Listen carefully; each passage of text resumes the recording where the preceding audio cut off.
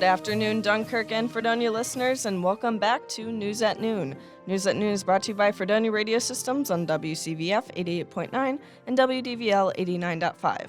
I'm News Director Lee Pye here today with Sara Lodespoto, Joshua Ribakove, Izzie Inzinna, as well as Kowalyk and Sports Director Matt Volz. With this top of the hour update, we'll bring you the latest on SUNY Fredonia's campus news and events, sports, weather, and music, as well as national and international news. First up, let's go to the event bulletin for this week.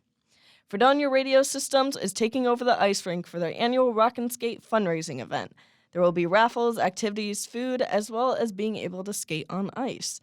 The legacy show High Noon Friday is celebrating their 40th year anniversary by having an 80s theme for the event. Get all groovy on the ice rink in Steel Hall on February 23rd from 7 to 9 p.m. That's it for the information through the grapevine. Next up, we'll bring it to Izzie for our latest campus news updates. A new student art exhibition is in the Emmett Christian Gallery. The exhibition is called In the Balance, which features artwork by Serena Botten, Liz Theta Hitway, Mackenzie White, and Lee Seagreen. The gallery is displaying In the Balance from Tuesday, February 20th to Wednesday, February 28th, open on weekdays from 8 a.m. to 4:30 p.m. The gallery is located in the Rockefeller Arts Center in the Emmett Christian Gallery and is open to the public. Speaking of art, another art exhibit is in the Marion Art Gallery, also located in Rockefeller, and the exhibition is called Is Anything the Matter?, which features drawings by Layla Ali. The Marion Art Gallery is open daily from 12 p.m. to 4 p.m. and open Friday and Saturday until 6 p.m. Tomorrow, there is a tutoring center tour in the Carnahan-Jackson Center, where the coordinator of the tutoring services, Adam Hino, will be giving a tour of the tutoring space, as well as describing how to utilize the center. This event will take place tomorrow from 4:30 to 5 p.m. in the tutoring center on the 4th floor of the Carnahan-Jackson Center in room 402D. That's it for campus news. Now let's send it back to Lee. Thanks, Izzie. Next up, we have local news. More fentanyl was seized in the city of Jamestown in 2023 than the preceding years combined. The presence of the synthetic opioid has been increasing, where last year over 9,400 grams of fentanyl were seized by the police through routine protocols and patrols and targeted enforcement by city's drug task force. This is almost double than what it was in 2022, holding about 5,500 grams. Last year's spike with fentanyl shouldn't come as too much of a surprise. Last October, Steve Kilburn with the County Mental Hygiene Department and Steve Cobb with the Mental Health Association updated members of the County Health Board on what they described as a worrying jump in drug overdose deaths. At the meeting, Kilburn noted that there were more than 40 overdose deaths in 2021 and 35 deaths in 2022. A county spokesman on Thursday said that there was over 55 overdose deaths in 2023, with 5 to 7 cases still pending. In 2023, the Jamestown Police Department responded to 251 overdose incidents, a jump of more than 50 incidents from the year prior. The CDC said fentanyl is often added to other drugs because of its extreme potency, which makes drugs cheaper, more addictive, and more dangerous. Be cautious of the drug distribution and be aware of the severity of the increasing fentanyl uses in Jamestown. The Department of Environmental Conservation of the new regulations that were proposed that could result in lower basin in the Burtis Bay area of Chautauqua Lake to be designated as a wetlands area. Trustee Ellen Barnes strongly disagrees with this proposal. Her concern is that the value of the homes and properties in the area will significantly decrease by hundreds of thousands of dollars. There is currently no plans to change wetlands designation regarding Chautauqua Lake. The area wouldn't meet the criteria included in the new wetlands designations. DEC released the Advance Notice of Proposed Rulemaking, ANPR, to begin developing regulations to implement the new law that expands the number of wetlands regulated by DEC to further protect water quality and wildlife habitat. Starting in January 2025, the DEC said the scope of regulated small water wetlands of, quote, unusual importance, end quote, will be expanded to wetlands that meet one of the 11 specific criteria in order to provide additional fish and wildlife habitat and to protect communities from flooding. The ANPR seeks feedback on the potential criteria that will be used to classify these newly protected wetlands. That's it for your local sports update. Now let's take it to the sports guy, Matt Volz.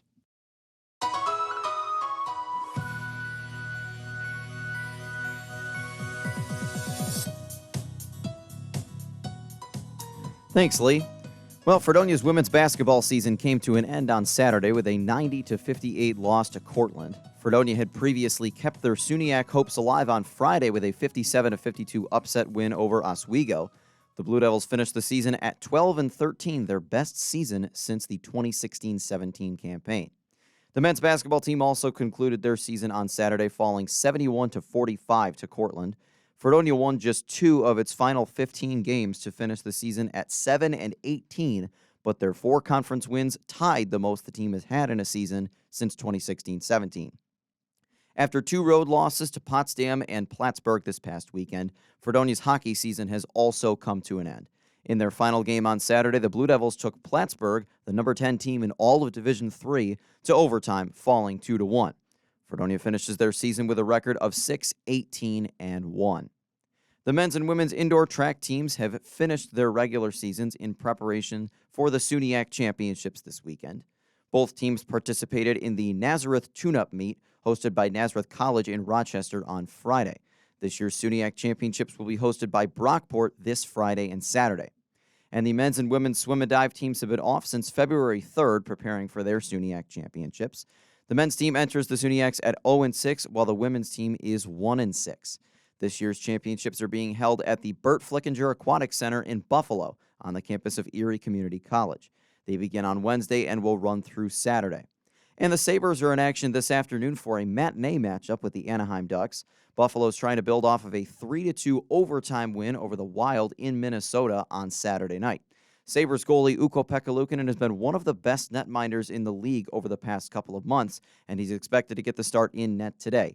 The puck drops at KeyBank Center at 12:30 this afternoon. That's it for your sports update. Now let's take it to Sara for the weather. Now here is your Northern Chautauqua weather update brought to you by Fredonia Radio Systems.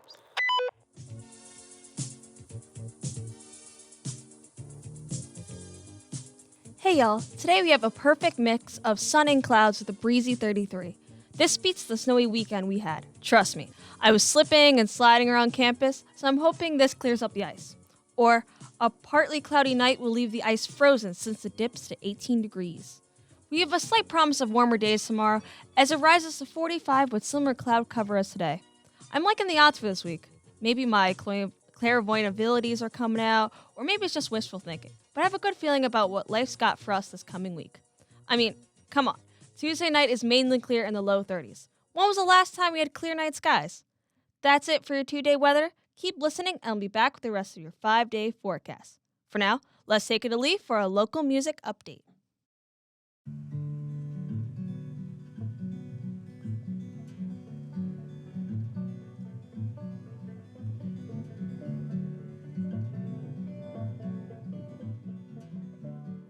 The classic folk band of Fredonia is returning from their hiatus after the lead singer and bassist moved to New York City. Hal and Pals are returning to BJ's in downtown Fredonia, hosted by Last Call Entertainment, and Hal and Pals are playing along with other bands like Patchwork, Galactic Waste, and Mike Hogan. The show is February 22nd at BJ's 51 West Main Street, Fredonia. Doors are at 9 p.m. and music is at 10 p.m. That's all I have for music news this week. Let's bring it to Josh for national and international news.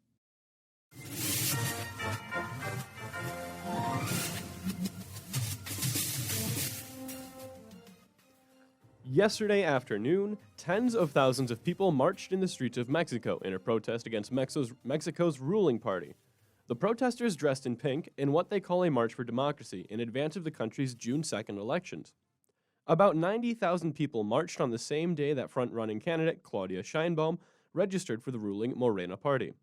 People fear that Sheinbaum would act as a continuation of current populist leader Andrés Manuel López Obrador, who is known for having reduced funding for the Instituto Nacional Electoral, or INE, the country's electoral agency.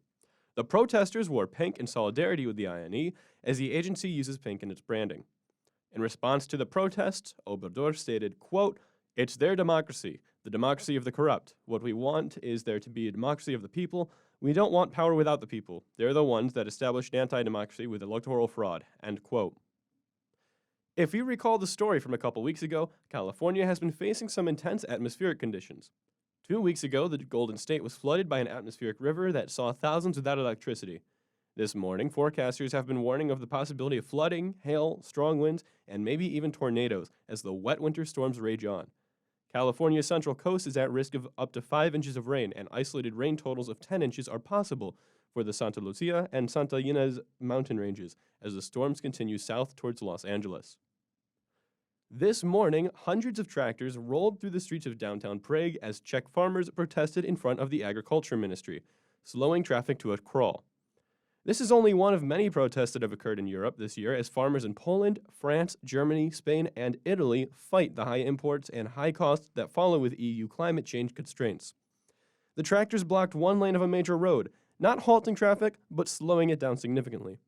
Today, Prime Minister Peter Fiala posted on the social media platform formerly known as Twitter, writing, quote, "Today's demonstration does not have much in common with the fight for better conditions for farmers," end quote. He writes that some of the protest organizers are pro-Russian or had other political goals. That does it for today's national and international news. Now let's take it back to Sara for the rest of your 5-day forecast. Hey y'all, Wednesday is warming up to a cloudy 52 degrees with high wind speeds. If you're having a bad day, remember that a manager overheard my friend give a 2-minute trash-talking rant about her. From what my friend told me, they were not the most pleasant insults to hear. Anyway, later into the night, we get rain clouds that bring temperatures down to the upper 30s. Thursday is feeling gloomy with rain various times throughout the day and a high of 49. I'm not sure if you guys believe in angel numbers, but this day falls on February 22nd, so 2, 22, or 222. According to a quick Google search, it can mean a lot of things in regards to love, money, etc., etc. However, the main meaning to know is that you are in control of yourself and how you react. You can't control things like Thursday night's windy forecast in the mid-30s, but you can control how you bundle up when going out or just staying inside. Wrapping up my little weather forecast with Friday's high-speed wind gusts and a gloomy cloud cover in the upper 30s. Start preheating your ovens now because it'll be National Banana Bread Day. Thinking about it, I don't think I've ever had bad banana bread. Feel free to change my mind, though. I love going home with free food. With my stomach filled to the brim with banana bread, that evening continues the high cloud cover while it descends to the low 20s. That's it for your 5-day forecast. Let's take it right back to Lee. That'll wrap up for today's edition of News at Noon. Campus News is written by Lee Pye and read by Izzie and Inzinna. Local news for this broadcast is prepared by Lee Pye. Weather is presented by Sara Lodespoto. Sports is presented by Matt Volz. Music is prepared by Lee Pye. National and international news is prepared by Joshua Ribakove. And finally, board operations for this broadcast are performed by Kowalyk. Thanks for tuning in to News at Noon. Join us every Monday and Wednesday at 12 p.m. on WCVF 88.9 and WDVL 89.5. From all of us at Fredonia Radio Systems, have a wonderful day.